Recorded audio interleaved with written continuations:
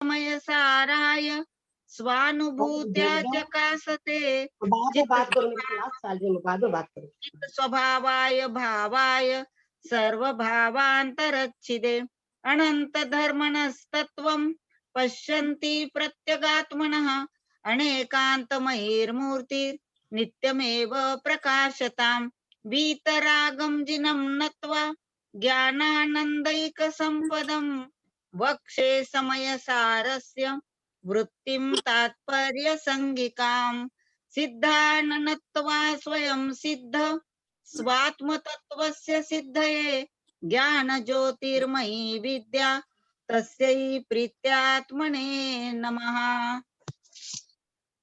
जय बोलिए आचार्य कुंद कुंद देव की जय। गाथा नंबर सोनू दीदी।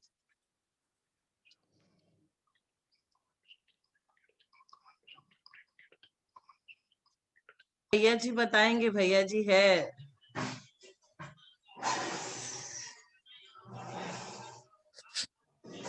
327, 328, 329 में से जो भी 28, 29 है बची हुई है आपके पास में 328, 29 को दोबारा कर लीजिए। वंदना कैसी भाई साहब, सादर प्रणाम वंदना 328 पढ़ती 28, 29, हाँ 28, 29 दोनों को अच्छी तरह से पढ़ लीजिए, अर्थ भी पढ़ लीजिए, टीका भी पढ़ लीजिए, फिर अपन उसका विस्तार करेंगे। पढ़ी कमनम पढ़ी शरणम पढ़ी हरणम धारणा नियत्तीय निंदा गरुहा सोही अठ्ठवी हो दिविस कुंभो। गाथा नंबर 329। अपड़ी कमनम अपड़ी शरणम अपरिहारो अधारणा चेव अनियत्तीय अनिंदा गरुहा सोही अमय कुंभो। गाथा नंबर 330। आत्मा अकर्ता है, इसके लिए यहाँ दृष्टांत दे रहे हैं। 29 तक की वो आगे का अधिकार बाद में पढ़ेंगे, वो सरस्वती ज्ञान अधिकार है। बस दो की आप पूरी टीका वगैरह पढ़िए, अर्थ और टीका दोनों पढ़िए। इसका हिंदी अनुवाद पढ़ लेती हूँ, बाकी टीका और किसी से पढ़वाइएगा, मेरे पास किताब नहीं है यहाँ। निंदा निवृत्ति परिहार सुधारणाय गरहा प्रतिक्रमण शुद्धि प्रसारणाय पीयूष कुंभ तव ही मुनिमत्त होते शुद्धोपयोग जब हो विष कुंभ होते। गाथा नंबर 329 की। आठो अनिंदन अशुद्धि अधारणादि पीयूष कुंभ जब साधु सदे समाधि ऐसा सुजान समयोचित कार्य साधो एकांतवाद तजदो अई आर्य साधो। हिंदी अनुवाद पढ़ा है, टीका और टीकार्थ भावार्थ वगैरह और कोई भी बहन पढ़ सकती है। प्रणाम, जय जिनेन्द्र, सभी को सादर हो जय जिनेन्द्र।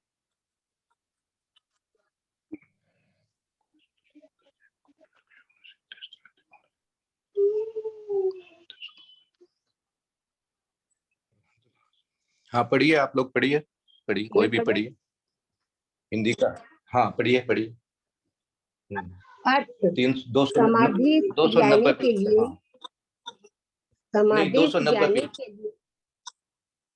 290 पेज पर पढ़िए पहले। 228 और 229 मैं पढ़ू भाई साहब?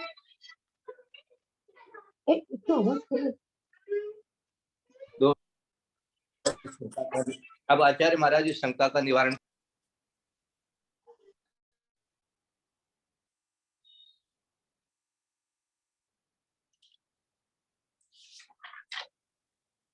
अर्थ समाधि से ज्ञानी के लिए प्रतिक्रमण, प्रतिसरण, परिहार, धारणा, निवृत्ति, निंदा, ग्रह और शुद्धि, इस प्रकार 8 प्रकार तो विष कुंभ है, क्योंकि इसमें कर्तापन की बुद्धि होती है।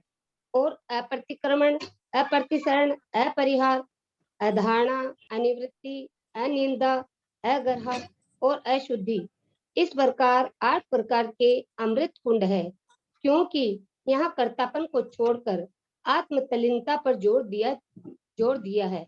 अतः ज्ञानी को निर्बंध बने के लिए यह उपयोगी पड़ती है। टीका, किए हुए दोषों का निराकरण करना, सम्यक्त्वादी गुणों में प्रवृत्त होना, मिथ्यात्व तथा रागादि दोषों का निवारण करना, धारणा, पंच नमस्कार आदि मंत्र तथा प्रतिमा आदि बाह्य द्रव्यों के आलम्बन से चित्त को स्थिर करना, बहिरंग विषय कषय आदि में जो इच्छा युक्त चित्त होता है उसका निवारण करना, निंदा, अपने आप के साक्षी से दोषों का प्रकट करना, गरुहा, गुरु की साक्षी से दोषों को प्रकट करना, तो ही कोई भी प्रकार का दोष हो जाने पर प्रायश्चित लेकर उसका शोधन करना।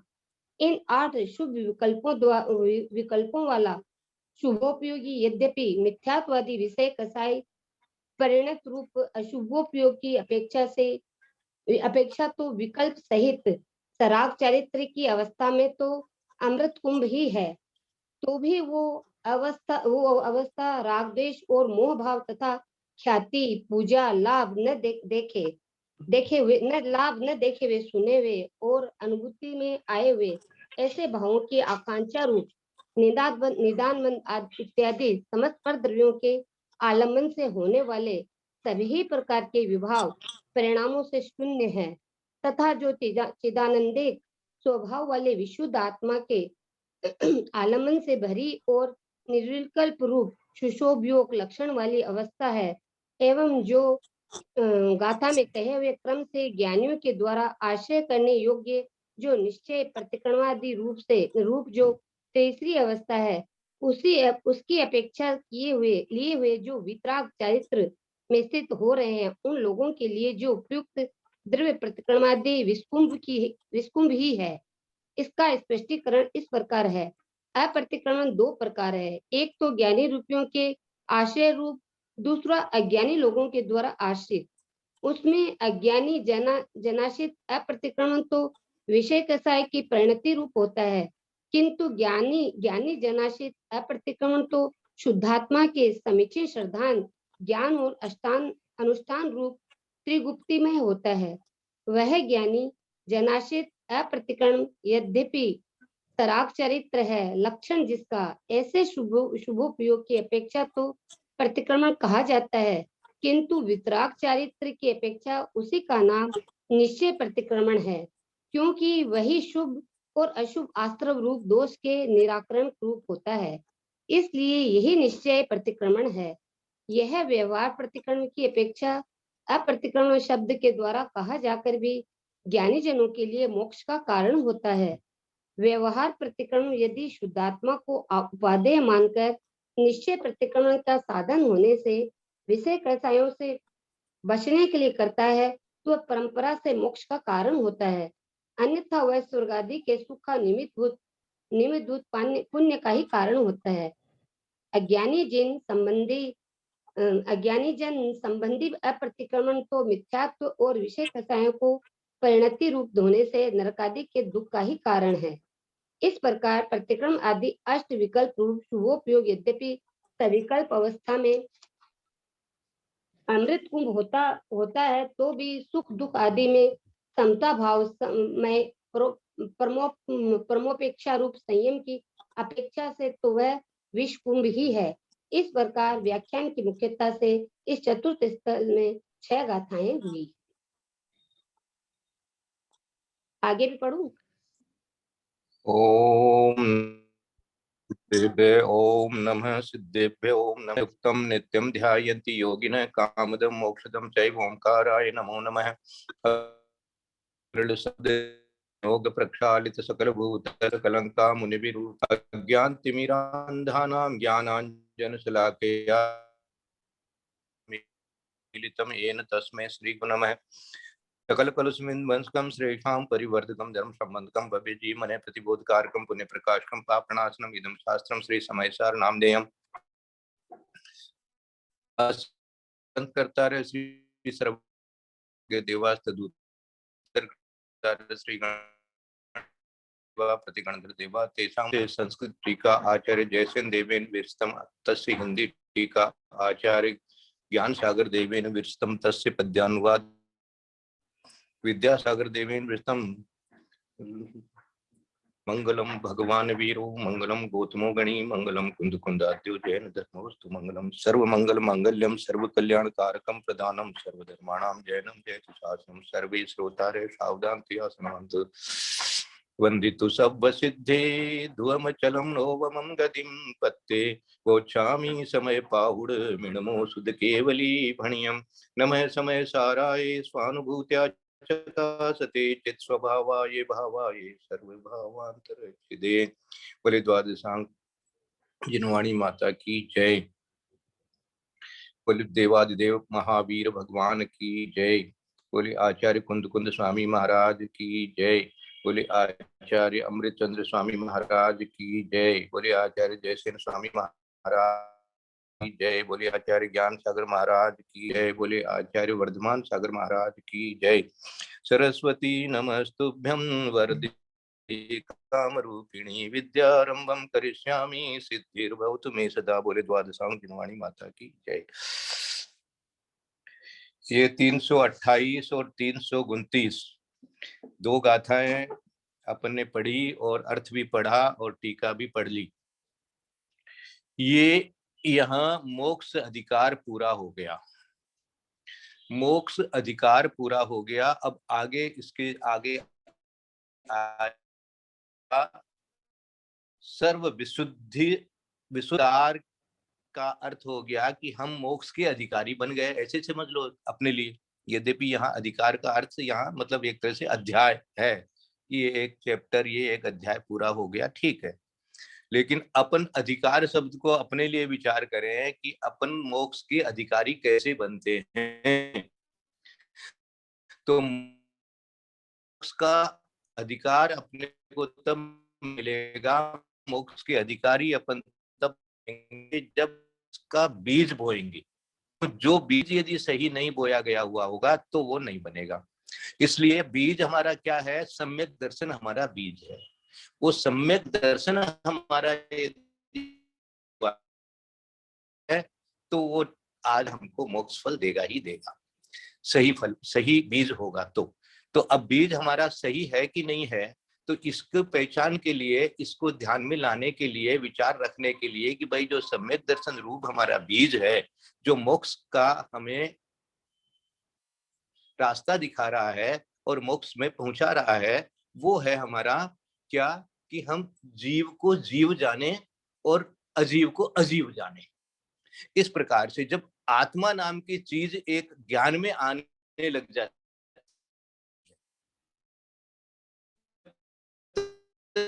आत्मा नाम ज्ञान नहीं आती है,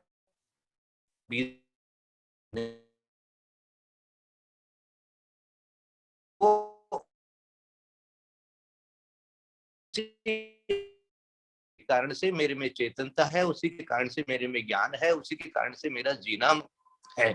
तो ये जो मेरा जीवत्व पना है, चेतन पना है, ज्ञान पना है, ये जिसके कारण से मैं हूं ऐसा मेरे को अनुभव हो रहा है, ये अनुभव पना जो हो रहा है ये एक अलग वस्तु है, वो मैं हूं। और ये जो दिख रहा है ये एक अलग वस्तु है।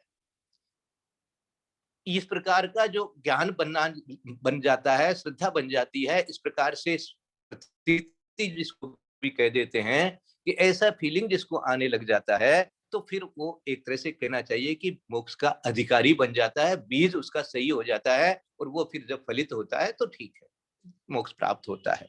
ये एक तो आज अपने को अच्छी तरह से मन में विचार करके और धारणा बना लेनी है कि ये मेरा सबसे बड़ा काम है कि मैं जीव को जीव समझूं और अजीव को अजीव समझूं, और जीव मैं हूं ऐसा समझूं, और अजीव जो है वो दिख रहा है इसलिए मुझे कोई वो अलग वस्तु है, मैं एक अलग वस्तु हूं। इस प्रकार से जान लेना। इन दो गाथाओं में कल अपन ने थोड़ा सा समझ लिया था कि भाई ये विष कुंभ किस लिए कह दिया, अमृत कुंभ किस लिए कह दिया, कि जो शब्द आए हैं विचार करने में। इसके अंदर में जैसे शब्द आया परिक्रमणम, परिक्रमणम मानी प्रतिक्रमण, तो इसका अर्थ इन्होंने दिया है किए हुए दोषों का निराकरण। दोष तो लगे, अब दोष लगे तो उनका निराकरण करने का अर्थ ही है प्रतिक्रमण। मानी आक्रमण किया किसी ने हमारे ऊपर में, किसने आक्रमण किया? मेरी आत्मा पर मेरे जो दोष हुए हैं वो मेरी आत्मा पर आक्रमण हुआ है, बाहर वाले ने नहीं किया।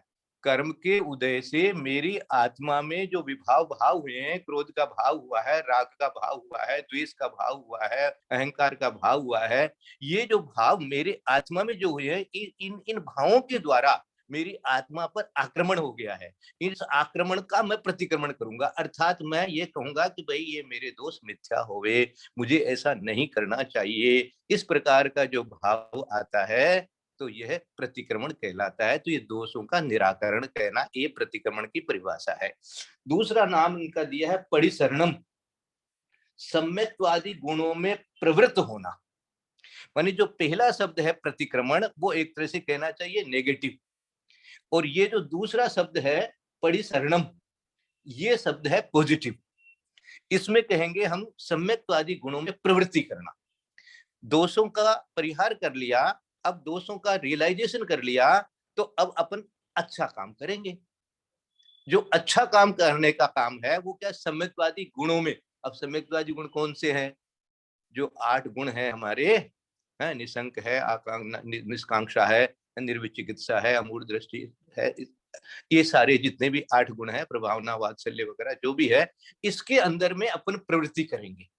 सब धर्माओं के साथ में वात्सल्य भाव रखेंगे, प्रभावना जैन की हो सकते उसकी अपनी चेष्टा करेंगे, अमूढ़ दृष्टि रखेंगे, किसी प्रकार का भी जो है अन्य अनायतनों का अपन सेवा इत्यादि नहीं करेंगे।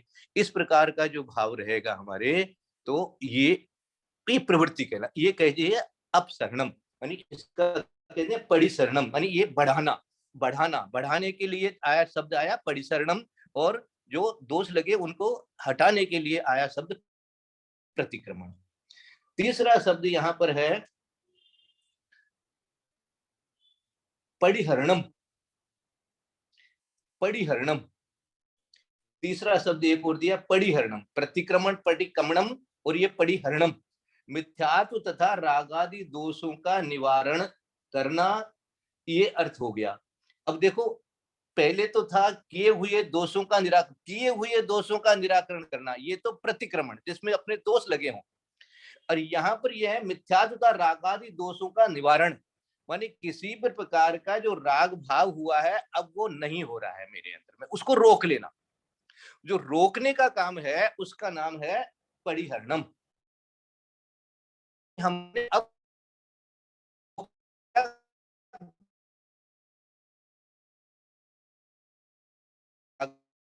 और था, उस अंतर के समझने के बावजूद भी इस प्रकार की क्रियाएं हो रही है जो कि मात्र शरीर संबंधी हैं, और फिर भी हम सोच रहे हैं जैसे कोई यही सब कुछ है, इस प्रकार का। और भी कई तरह के मिथ्यात्व में दोष लग सकते हैं, प्रभावना वगैरह में भी दोष लग सकते हैं। प्रभावना कहीं हो रही है और हमको अच्छा नहीं लग रहा है, उसमें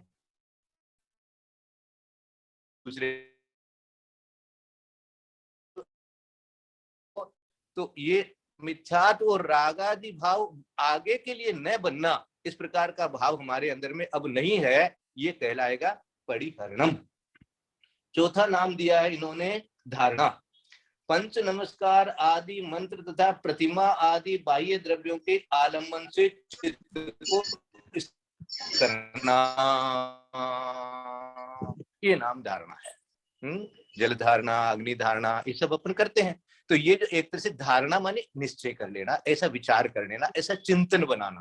तो ये जो चिंतन बनाने का काम है, स्थिरता पूर्वक एकाग्रता होकर के, चाहे वो पंच परमेष्टि के नाम से करें, 24 तीर्थंकरों के नाम से करें, कमल इत्यादि के माध्यम से करें, ओम के माध्यम से करें, रीम के माध्यम से करें, ये जितनी भी धारणाएं हैं अपने आप में स्थिर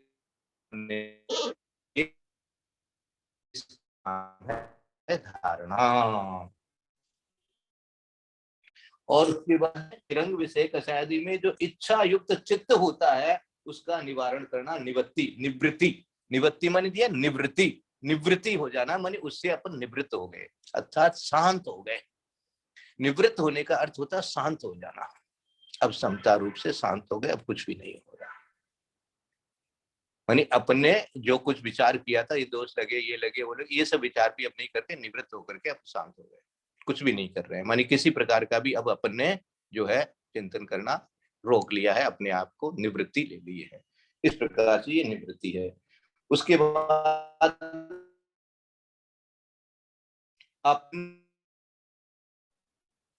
साक्षी से दोषों का, ये दो में थोड़ा सा अंतर अपने को जानना है।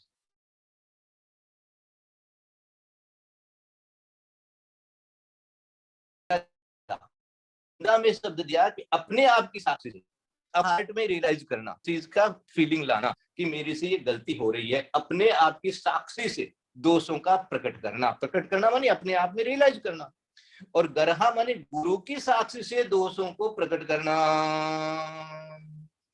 माने गुरु के सामने जाकर के और अपनी दोष बता देना कि गुरुदेव इस प्रकार के परिणाम हो गए, इस प्रकार की गलती हो गई, इस प्रकार ये कार्य हो गया, आप मुझे इसके लिए क्षमा प्रदान करें और प्रायश्चित वगैरह दें। तो ये इस प्रकार का, ये जो 8 प्रकार के इन्होंने चीजें दी है, उनका एक एक अर्थ अपने इसमें पढ़ा है। इनको आप लोग भी अपने घर में दोबारा तिबारा पढ़िएगा, पढ़ करके इसको करिएगा। ये हो गई एक बात। अब दूसरे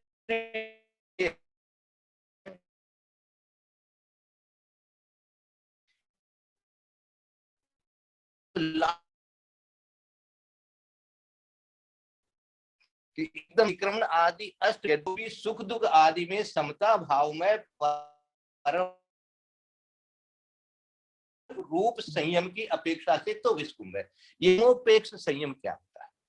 परम उपेक्षा संयम, उपेक्षा शब्द है यहाँ पर। परम उपेक्षा, जो संयम होते हैं, ये जो उपेक्षा संयम है, इस उपेक्षा संयम में होता है कि अब अपने उसकी तरफ ध्यान ही नहीं दिया, हमारा ध्यान ही नहीं जा रहा है, ये उपेक्षा संयम होता है एक तरह से। मानी प्रवृत्ति और निवृत्ति जब हो जाती है तो उस समय उसका ध्यान ही नहीं जाता है। अब देखो यहाँ पर जो एक शब्द आया था हिंदी के, उसके अंदर में 329वीं गाथा में नीचे में जो ऐसा सुजान समयोचित कार्य साधन, समयोचित, समयोचित का अर्थ ये है कि जिस समय जैसी अवस्था हो उस रूप से कार्य करना। समयोचित, समय के अनुसार। अब हमारा समय इस समय जैसे मान लीजिए आहार के लिए जा रहे हैं या और कोई स्वाध्याय वगैरह हो रहा है, तो उस प्रकार से वैसा ही उस समय भाव होगा और उसका प्रतिक्रमण इत्यादि किया जाएगा। अब मान लीजिए आपने पूरा 12 घंटे का ध्यान लगा लिया, 6 घंटे का ध्यान लगा लिया, या कई बार 36 घंटे की ध्यान लगाने वाले भी मुनिराज हैं अभी भी अपने यहाँ। अब वो 36 घंटे से अपने एक ही ध्यान में बैठे। अब उन्होंने उस समय प्रतिक्रमण किया नहीं किया उसका विशेष महत्व नहीं होता है, क्योंकि वो अपनी आत्मा में पूरा लीन हो रहे हैं। तो ये उपेक्षा से हो गया, तो समयोचित। तो इसलिए उस समय उनके लिए प्रतिक्रमण इत्यादि का भाव लाना भी विस्कंभ कहलाया गया, मानी उसकी आवश्यकता नहीं है, वो आपको उल्टा नीचे गिराएगा। और यदि आप प्रवृत्ति में लगे हुए हैं, उस समय यदि आप कह देंगे नहीं मैं तो प्रतिक्रमण नहीं करूंगा, दोस्त तो लग रहे हैं तो भी, तो ऐसा नहीं चलेगा। इसलिए समयोचित शब्द दे दिया है। आज इस समयोचित शब्द का मैं आपको थोड़ा सा अपना जो जिस जीवन में अपन जी रहे हैं उसका भी आपको एक विचार दे देता हूं कि अपने को भी इस समयोचित शब्द के ऊपर में चिंतन करके विचार कर लेना चाहिए कि जो काम जिस समय करने लायक होता है उस समय ही वो शोभा देता है। बचपन में पढ़ाई करना शोभा देता है, खेलना कूदना भी शोभा देता है। बड़े हो जाने के बाद 25-30 वर्ष के हो जाने के बाद में जो है वो गृहस्थी जीवन शोभा देता है। इसके पहले यदि आप कोई इस तरह से गृहस्थी जीवन इत्यादि में या कोई गलती से विचार में फंस जाते हैं बच्चे, तो वो अनर्थ कर डालते हैं।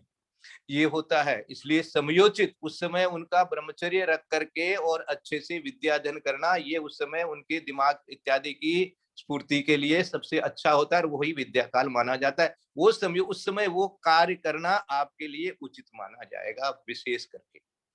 उसके बाद में यदि आप गृहस्थ जीवन में हैं, तो आप तीर्थ में जा रहे हैं, घूमने जा रहे हैं, फिरने जा रहे हैं, साथ में रह रहे हैं, ये इस प्रकार की जितना भी क्रियाएं हैं आपकी, धन उपार्जन भी कर रहे हैं, गृहस्थी चला रहे हैं, सब कुछ हो रहा है ये, और विधान इत्यादि भी करा रहे हैं। ये सारे जितने भी कार्य जो है, ये आपके, मैं कह दूं 25 वर्ष से लेकर के 50-60 वर्ष तक के लिए समझ लीजिए, ये एक काल है अपना, ये समयोचित माना जाएगा। भागदौड़ भी करेंगे, जाएंगे, तो भी आपके लिए उचित ठहराया जाएगा। अब आप 60, 65, 70,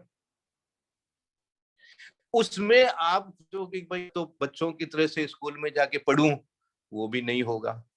यौवन अवस्था की तरह से मैं भी अब भोग विलास करूं, वो भी ठीक नहीं माना जाएगा। वो आपको बेटे पोते ही कह देंगे, बोले दादाजी ये सब आपके लायक काम नहीं है। तो अब क्या?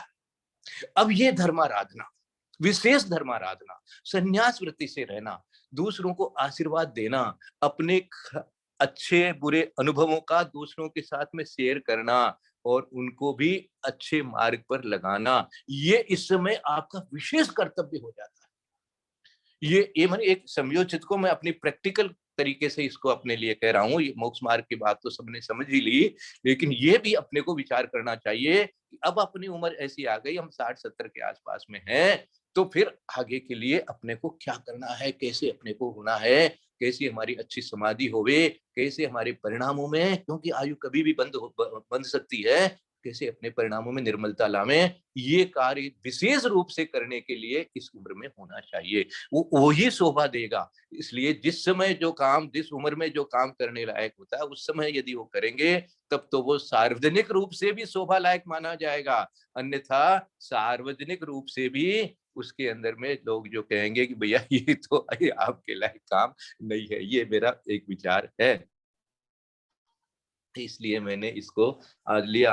आज तो बहुत अच्छा काम हुआ है। सबको मैं और सूचना दे दूं एक बार कि आयांश जी ने जो है, मैंने कहा उनको कोई जीव जंतु को नहीं सताएंगे, उन्होंने हाँ भरा और बोले मुंह से हाँ नहीं सताऊंगा, झूठ नहीं बोलेंगे, हाँ झूठ नहीं बोलेंगे, चोरी नहीं करना, चोरी नहीं करेंगे, आवश्यकता से ज्यादा वस्तुएं नहीं रख, ये इस प्रकार के 8 वर्ष के बच्चे के मुंह से अपने आप भगवान की साक्षी में यदि सार के बच्चे निकलते हैं, ये ही अनुव्रत है। और बच्चों के लिए तो अभी इस प्रकार से अपने को ऐसे संस्कार देने चाहिए। धन्य है वो दादा दादी, धन्य है वो माता पिता जो इस तरह से बच्चों को ऐसा संस्कार देते हैं, और धन्य है ऐसे पुण्यवान वो जीव भी कि जो इसी प्रकार का उनको संस्कार मिलने लग गया अभी से ही, आगे जाकर के वो अवश्य ही जो है समाज का भी उपकार करेंगे। और ऐसे देखो, विद्या ज्ञान सागर महाराज ने एक छोटी सी उम्र में 25-30 की उम्र में गुरु बना दिया, उनको आचार्य बना दिया, और आज देखो कितना कल्याण हो रहा है। तो हम लोग तो चले जाएंगे, लेकिन यही जो अपना कल्याण करेंगे, और इनके माध्यम से कितने हजारों जीवों का कल्याण हो सकता है। तो ये भी अपने को तो सारा जिसको कहना चाहिए कि धर्म की प्रभावना भी है, और अपने अपना कर्तव्य पूरा सही तरीके से किया है, ये अपने को संतोष मिलता है, और उनका कल्याण होवे यही हमारी भावना है। सबके लिए शुभ आशीर्वाद है, सबका कल्याण होवे। एक में जो कल अपन सामायिक करेंगे उसकी मैं आपको भूमिका दे देता हूँ। उसका नाम है, उसका नाम है सब होवे, सब होवे, सबका भला होवे। रूप कल अपन वैसा कर सकते हैं, मुझे कोई आपत्ति नहीं है, लेकिन यदि मुझे कराना होगा तो मैं इस बीज के माध्यम से अपन एक चिंतन बनाएंगे अपने आप में, और दृढ़ सारे जीवों के प्रति हमारा जो संपर्क है उस प्रति उसका भला होवे, ऐसा भावना अपन भाएंगे। इस प्रकार अपन कर सकते।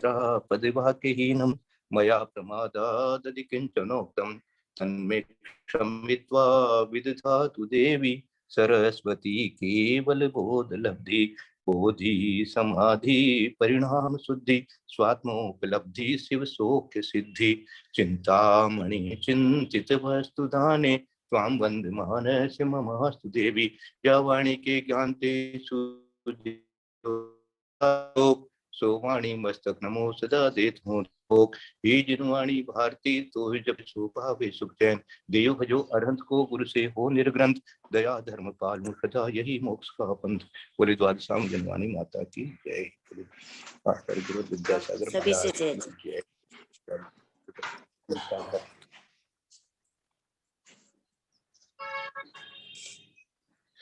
वंदना भाई साहब, सबको जय जिनेंद्र।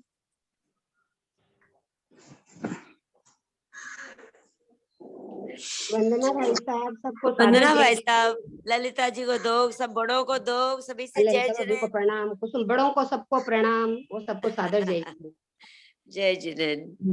वंदना भाई साहब, सबसे जय जिनेंद्र। बहुत आनंद आ गया आज। जय जिनेंद्र। बहुत आज आनंद तो की क्या कहना, अनुभूति हो रही है। आज सरिता बहुत के आनंद आनंद की का तो आज अनुभूति क्या। हो रही है। कुसुम जय दीदी जिनेंद्र। आप कुछ अपनी भावना प्रकट करिए। आज का सुबह का कितना अच्छा अपना सौभाग्य बहुत ही होता अच्छा है। भैया, धन्य हो गए। पुण्य देखो उस बच्चे का, हमारे भाई साहब 7 प्रतिमाधारी जिनेंद्र भगवान, 3 लोक के नाथ, हमारे पंडित जी साहब, और सबसे बड़ी बात कि पूरा परिवार आया भाई साहब। हमारे सुरेश जी भाई साहब भी आए, और इतने छोटे बच्चे के भाव के आनंद की अनुभूति, चेहरे की उसकी प्रसन्नता देखते ही बनती थी उसकी। कितना तो उसको अभिषेक करने में आनंद आ रहा था अयांश को, और कितना मुकुट लगा के अपना बैठ करके आपकी पूरी बातें सुन रहा था। चंवर दिया तो चंवर अच्छे से झुला रहा था। यही है आनंद, असली आनंद उसका आत्मा का आ रहा था। उसको तो देख करके बहुत ही हर्ष हुआ, बहुत ही अच्छा लगा। और ये ऐसा होने लग गया तो बहुत जल्दी समाज में हमारे बच्चे ऐसे उगड़ के आएंगे कि कितनी प्रभावना होगी जैन धर्म की। एक को देखकर दूसरे के भाव बनेंगे। बहुत अच्छा लगा भाई साहब। बस भाई साहब ने बहुत अच्छे संस्कारित किए उनको, बहुत अच्छे हाँ, संस्कार बहुत दिए। अच्छे। बस उसने सुने भी और उसने खुद से उच्चारण भी किए, तो बहुत अच्छा लगा, बहुत ही आनंद आया। भाई साहब का सबको जय। सानिध्य हमें मिलता रहे, आपका आशीर्वाद हम पर